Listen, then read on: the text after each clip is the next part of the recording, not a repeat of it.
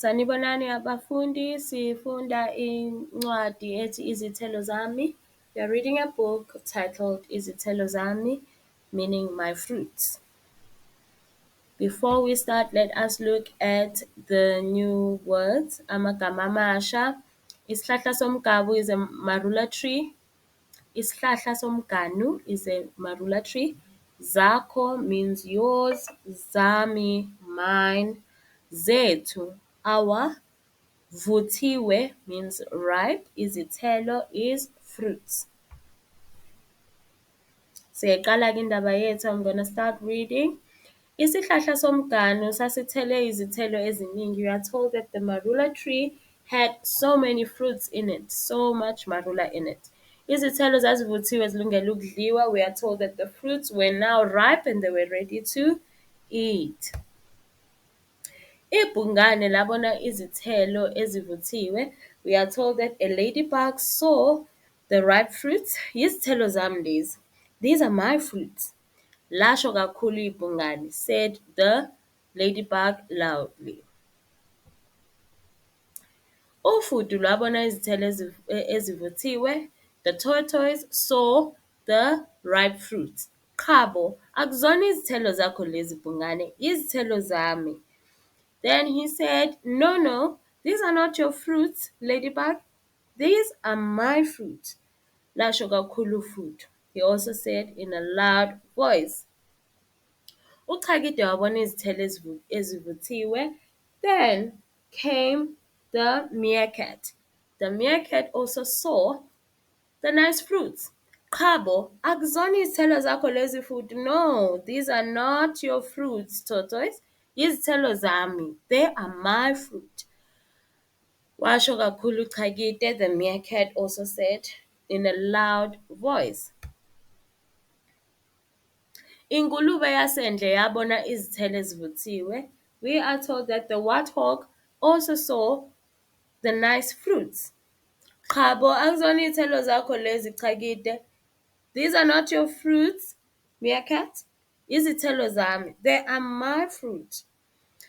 Yasho kakhulu ingulube. The warthog said loudly. Inkawu yabona izithelo ezivuthiwe. We are told that the monkey saw the nice ripe fruit. Chabo, akuzona izithelo zakho lezi ngulube. No, these are not your fruit, warthog. Yizithelo zami. They are my fruit. Yasho kakhulu inkawu, said the monkey in a loud voice.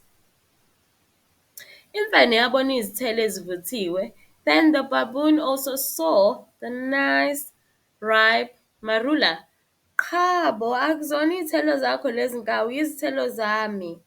No, these are not your fruits, monkey. These are my fruits. Yasho kakhulu imfene, the baboon said loudly. Impungushe yabona izithelo ezivuthiwe. The jackal came and also saw nice fruits. Chabo, akuzona izithelo zakho mfene. These are not your fruits, baboon. Yizithelo zami. They are my fruits. Yasho kakhulu impungushe, said the jackal in a loud voice. Indlovu yabona izithelo ezivuthiwe. Then the elephant also saw the nice ripe fruits. Chabo, akuzona izithelo zakho mpungushe. These are not your fruits, jackal. Yizithelo zami. They are my fruits. Yasho kakhulu indlovu, said the elephant with a loud voice. Zisabanga kanjalo izilwane kwaqhamuka izinyoni zahlala ngokuthula esihlahleni. So we are told that whilst the animals were fighting and arguing, there came the birds and they sat quietly on the tree.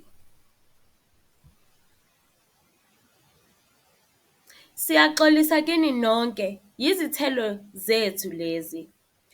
We apologize to you all. These are our fruits. Zasho zizidla izithelo izinyoni, then the birds started eating the fruits. Kwaba ukuphela kwazo izithelo. That is how the fruits got finished.